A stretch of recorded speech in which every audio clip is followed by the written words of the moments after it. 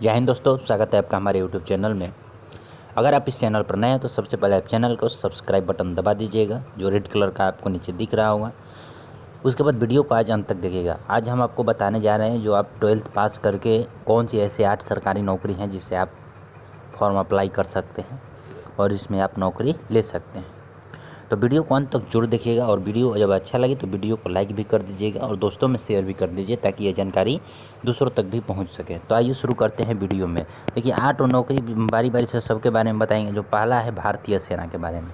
जो भारतीय सेना की नौकरी है इसमें आप 3 तरह से, जो कि आर्मी हम जिसे कहते हैं, आर्मी में आप 3 तरीके से भर्ती हो सकते हैं। जिसमें आपका पहला है national defence academy. National defence academy के तहत आप जा सकते हैं। और दूसरा है टेक्निकल एंट्री स्कीम और तीसरा इंडियन आर्मी रैली। देखिए एनडीए, ठीक है, उसके बाद टेक्निकल एंट्री और उसके बाद आर्मी की रैली से इन तीनों तरीक़ों से 3 चरण में चयनित किया जाता है। पहले 2 तरीक़ों यानी एनडीए और टेक्नीशियन एग्ज़ाम और टीएस के जरिए चयनित होने के लिए सबसे पहले आपको लिखित परीक्षा रिटेन एग्ज़ाम देना होता है, फिर एसएसबी इंटरव्यू और अंत में मेडिकल जांच होता है। देखिए जो आपका एनडीए का एग्ज़ाम है और जिसका टेक्निकल एंट्री है उसमें सबसे पहले आपको रिटेन होगा और रिटेन के बाद आपका एसएसबी इंटरव्यू होगा और एसएसबी इंटरव्यू होने के बाद आपका मेडिकल होगा, तब जाकर आपका सिलेक्शन होगा। तीसरा जो आपका रैली है, जो रैली के बारे में जो कहा जा रहा है, जो तीसरा आपका जो रैली है वो रैली में आप रैली में आपको सबसे पहले फिजिकल टेस्ट देना होता है। रैली में जब आप रैली में जाइएगा तो सबसे पहले आपको फिजिकल टेस्ट देना होगा, यानी कि फिजिकल स्टैंडर्ड टेस्ट और पीईटी दोनों हो जाएगा, यानी कि पीईटी और पीएसटी दोनों हो जाएगा। आपको पीईटी और पीएसटी देने के बाद मेडिकल सबसे लास्ट में आपका जो है वो सबसे लास्ट में आपका मेडिकल होता है और रिटेन होता है। और आपका चयनित रिटेन, मेडिकल और इन सब के आधार पर होता है। यानी कि आपको पहले दौड़ होगा, दौड़ के बाद आपका जंपिंग ये सब होगा, उसके बाद मेडिकल होगा, मेडिकल होने के बाद जो रिटेन टेस्ट होगा, रिटेन के बाद आपका फाइनल सिलेक्शन लिस्ट जारी किया जाता है कि आपका सिलेक्शन हुआ है या नहीं हुआ है। अब दूसरी बात करें तो इंडियन एयरफोर्स में जाने के 2 तरीके हैं।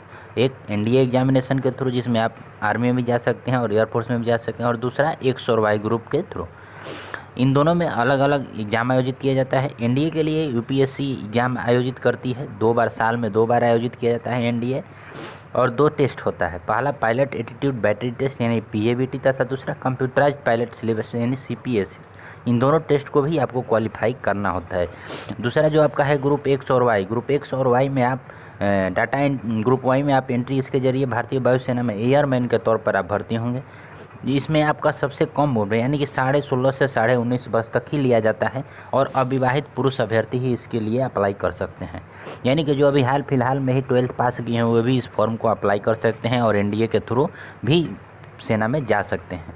और तीसरा सबसे बात करें तो इंडियन नेवी में आपको बात करें तो इसमें जाने के 5 मुख्य ब्रांच हैं। पहला एग्जीक्यूटिव, दूसरा इंजीनियरिंग, तीसरा इलेक्ट्रिकल, 4th एजुकेशन और 5th मेडिसिन। इन 5 ब्रांच में आप आवेदन कर सकते हैं। उसके लिए अलग अलग क्राइटेरिया है। इस ब्रांच में ज़्यादातर पोस्ट के लिए भर्ती 4 स्टेज में होती है। सबसे पहले आपका लिखित परीक्षा होगा, फिर एसएसबी इंटरव्यू होगा, फिर फिजिकल टेस्ट और अंत में मेडिकल टेस्ट होगा। किसी भी पोस्ट के लिए चयनित हो जाने के बाद अभ्यर्थियों को ट्रेनिंग के लिए ट्रेनिंग सेंटर भेजा जाता है। तो ये रहा आपका इंडियन नेवी में सिलेक्शन होने का तरीका।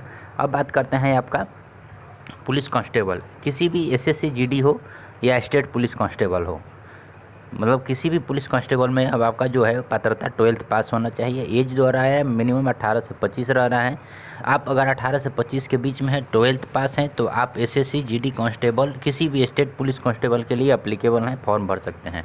5वां है आपका असिस्टेंट लोको पायलट, यानी कि रेलवे में आपके लिए बहुत सारा जॉब है। रेलवे में अगर आप 12th पास हैं और आईटीआई किए हैं तो आपके लिए जॉब ही जॉब है। लोको पायलट से लेकर टीटी ई सब का जो है 12th पास पर आता है वैकेंसी, आप उसे अप्लाई कर सकते हैं।